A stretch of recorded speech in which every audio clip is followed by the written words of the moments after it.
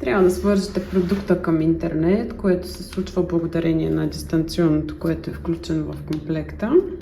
И свързването става от настройките.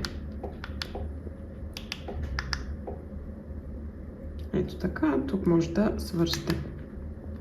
Изписвате си паролата и всичко необходимо, като приложенията, които ще намерите в продукта автоматично заредени. Това са настройки AirPlay, Chrome, Disney, Firefox. Като най-използвани често са ето това HappyCast, което означава, че може да споделяте вашият екран от телефон. С iPhone гарантирано тествано преди малко. Разбирате си на iPhone тази иконка. Трябва да сте си на една и съща мрежа на интернета и така свързвате и всичко, което се визуализира на вашия телефон, ще се визуализира съответно и на приложението и на телевизора. Нека да разгледаме и останалите опции. Имате инсталиран YouTube, който трябва да му сложите акаунт, за да работи. Ето го, стартира се. Но задължително трябва да използвате акаунт този път, за да може да влезете и да гледате клипчета. Други приложения, които може да откриете, това е Netflix. Да знаете, нищо безплатно няма на този свят, затова Netflix се плаща. Ако имате регистрация, може да го гледате, ако не, ще си го гледате на иконка.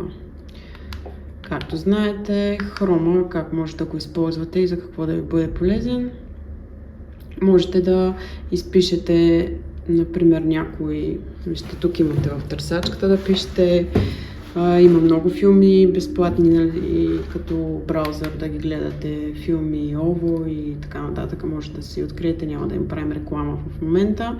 На браузъра се зареждате и съответно ще видите безплатно филмчета от тези сайтове, защото ви се зареждат като браузър на компютър. Тук е музика, може да си правите папки в самото устройство.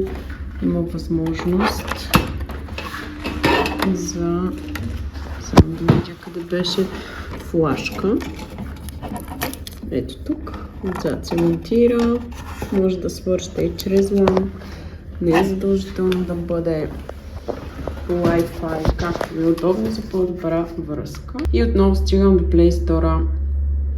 Тук трябва да си направите акаунт и да може да теглите вече каквито си искате приложения, като напомням, този продукт е Android. Всичко, което може да бъде на Android, може да бъде и тук. В това число и камери. Като си изтеглите приложението, може да си ги наблюдавате на телевизор благодарение на TV Box-а. Общо взето това е. TV Box-а не се използва за изцяло гледане на безплатна телевизия. Как може да гледате телевизия, ако сте изплатили на някой доставчик и той има приложение, чрез което може да се наблюдава отдалечено. Инсталирате го това приложение на TV Box-а и така наблюдавате телевизия, където и да отидете на този доставчик, като може да се взимате с вас самото устройство, където и да отидете.